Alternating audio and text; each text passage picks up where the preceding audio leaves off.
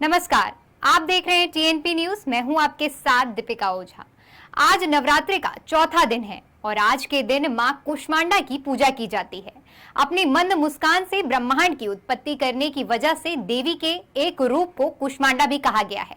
ऐसी मान्यता है कि जब दुनिया का निर्माण हुआ था तब इन्हीं देवी ने अपनी हंसी से ब्रह्मांड की रचना की थी, इसीलिए इन्हें सृष्टि की आदि शक्ति कहा गया है।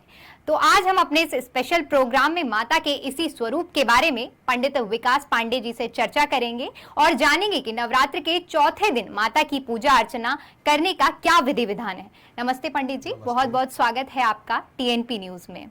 तो पंडित जी, चर्चा की शुरुआत करें। इससे पहले मैं जानना चाहूंगी माता के चौथे स्वरूप की उत्पत्ति कैसे हुई थी? जी, माता के चौथे स्वरूप की जो उत्पत्ति हुई थी जी, वह देवता जब दैत्यराज से परेशान हो जाते हैं तो जब सभी देवता एकत्रित होकर अपनी ऊर्जा जो है बाहर निकालते हैं जी, और सभी ऊर्जा को एकत्रित करके एक स्थान पर समाहित करते हैं, जिससे जो है आदि शक्ति उत्पन्न हुई।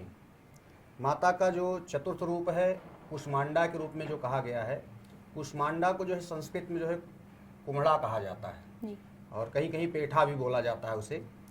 माता को जो कुम्हड़ा है उसकी बलि अति प्रिय है। जी, माता को यदि अगर कुम्हड़े की बलि दी जाए तो इस कुष्मांडा माता को जो है चतुर्थ बलि जो इनकी है चतुर्थ दिवस की, तो इनको अधिक प्रसन्न करती है और इससे माता जो है अपने भक्तों को सदैव जो है निरोग करती हैं और उनकी सदैव रक्षा करती रहती हैं, उन पर सदैव अपनी कृपा दृष्टि बनाए रखती हैं। इनकी जो मंद मुस्कान है उसी के कारण से इनका नाम कुष्मांडा हुआ और उनकी उत्पत्ति जो है इसी प्रकार से हुई देवताओं के द्वारा। जी, जी। पंडित जी, आपने माता की उत्पत्ति के बारे में हमें बताया, इसके साथ ही आप हमारे दर्शकों को माता के स्वरूप के बारे में, उनके महत्व के बारे में बताइए। जी जी, देखिए उनका महत्व जो है, माता का जो महत्व है कुष्मांडा जी का, उनका महत्व ये करता है कि अपने भक्तों को सदैव अक्षय वरदान प्रदान करती है। जी, उनका शांत स्वरूप जो है मंद मुस्कान के साथ रहता है। एक तो अष्टभुजा कहलाती हैं, उनकी 8 भुजाएं हैं, तो 8 भुजाओं की वजह से वो अष्टभुजा भी कहलाती हैं। जी, और 8वें उनकी भुजा में जो है एक माला धारण करती हैं जो अष्ट सिद्धियों और 9 रिद्धियों को जो है प्रदान करने वाली होते हैं। उससे हमारे जो जैसे कोई बहुत ज़्यादा दिन से बीमार हों, जो व्यक्ति ज़्यादा दिन से बीमार चलता हो, वो माँ कुष्मांडा की आराधना एवं पूजन करे, उससे जो है उनको प्रसन्न होकर जो है अक्षय वरदान देती हैं। जी।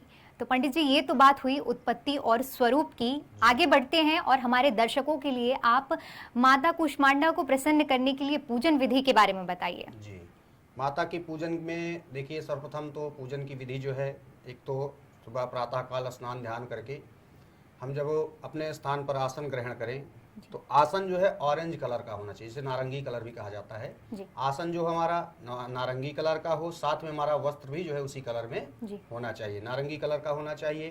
साथ ही माता का जो विधि पूर्वक पंचोपचार, षोडशोपचार या द्वादशोपचार से जो है पूजन किया जा सकता है। रोली, कलावा, सिंदूर, सुपारी, लौंग, इलायची एवं नैवेद्य। तो देखिए माता का जो भोग होता है नैवेद्य, माता को भोग में पेठा, जो कि उनका स्वयं का अवतार है कुम्हड़ा जिसे बताया गया आपको, उनको पेठे का जो है भोग प्रिय है और साथ ही साथ मालपुए का भोग माता को अधिक प्रिय है। और माता को जो मालपुए का भोग लगाया जाता है, उसको भोग लगाने के पश्चात किसी मंदिर में जाकर ब्राह्मणों को भी दान दिया जाए और स्वयं भी खाया जाए। जो व्यक्ति बहुत दिनों से बीमार पड़े हों उनको उस भोग का प्रसाद अवश्य देना चाहिए। जी पंडित जी, ये तो हुई पूजन विधि। अब आप हमें माता के आज जो क्या शुभ मुहूर्त रहेगा पूजन विधि का, इसके बारे में बताइए। देखिए आज कुष्मांडा का जो विशेष मुहूर्त रहेगा, वो विशेष मुहूर्त है प्रातःकाल जो है 11:58 से सुबह में, और दोपहर जो है 12:49 तक विशेष शुभ मुहूर्त रहेगा। जो व्यक्ति बहुत दिनों से बीमार पड़े हों, मैंने अभी आपको बताया कि जो व्यक्ति बहुत दिनों से बीमार पड़े हों उनको इस समय जो है विशेष माता का पूजन करना चाहिए। माता अपने भक्तों का इस प्रकार से हित करती है। जी, माता को प्रसन्न करने के लिए हमने पूजन विधि भी जान ली, शुभ मुहूर्त भी जान लिया, भोग के बारे में भी आपने हमें बता दिया। इसी के साथ ही साथ पंडित जी हमें विशेष मंत्र बताइए जिससे हम पढ़कर माता को प्रसन्न कर सकें। देखिए माता का जो मंत्र है, अगर दीर्घ में देखा जाए तो सबसे बढ़िया जो मंत्र है वह है या देवी सर्वभूतेष माँ कुष्मांडा रूपेण संस्था नमस्तस्यै नमस्तस्यै नमस्तस्यै नमो नमः। इस प्रकार से माता को जो है हम प्रसन्न कर सकते हैं। जी, जी पंडित जी, आमतौर पर देखा गया है जैसे कि नवरात्र के दिन चल रहे हैं, ऐसे में दुर्गा सप्तमी का पाठ किया जाता है। जी। तो सप्तमी भी आ रही है और जब हमारे दर्शक के मन में काफ़ी ज़्यादा संशय रहता है इस बात को लेकर कि क्या दुर्गा सप्तमी का जो पाठ करवाया जाता है वो किसी ब्राह्मण से ही करवाया जाता है, तो मैं चाहूँगी कि आप हमारे दर्शकों को इस बारे में जो उनका संशय है उसके बारे में बताइए कि दुर्गा सप्तमी का पाठ क्या वो अपने घर में खुद कर सकते हैं या किसी ब्राह्मण से ही करवाना होगा? जी जी, ऐसा देखिए, ऐसा कोई उचित मतलब आवश्यक नहीं है कि ब्राह्मण के द्वारा ही करवाया जा सके। जी ये स्वयं आप जो साधक लोग हैं, साधक लोग भी इस व्रत को स्वयं जो है कर सकते हैं, दुर्गा सप्तमी का पाठ स्वयं से कर सकते हैं।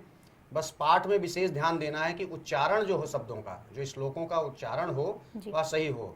अन्यथा यदि अगर आप श्लोकों के द्वारा अगर नहीं कर सकते हैं तो उसमें जो है आप पुस्तक ऐसी लाइए कि जिसमें जो है हिंदी के साथ भी दिया हुआ रहता है, तो उसको आप हिंदी का जो है कथा जो है उस कथा का श्रवण करें और स्वयं जो है उसका उच्चारण करें।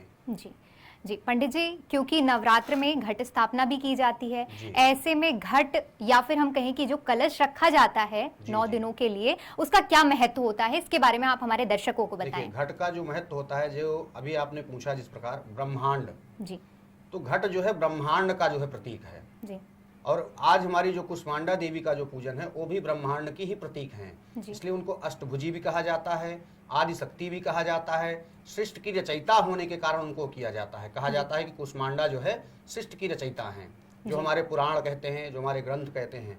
इसी प्रकार जो है घट भी जो होता है वो घट भी जो है हमारा ब्रह्मांड का प्रतीक होता है। जी, बहुत बहुत धन्यवाद पंडित जी, माता के चौथे स्वरूप के बारे में हमें तमाम जानकारी देने के लिए और हमारे दर्शकों को माता के इस स्वरूप के बारे में, पूजन विधि के बारे में बताने के लिए। फिलहाल के लिए इतना ही। देखते रहिए TNP न्यूज़। नमस्कार।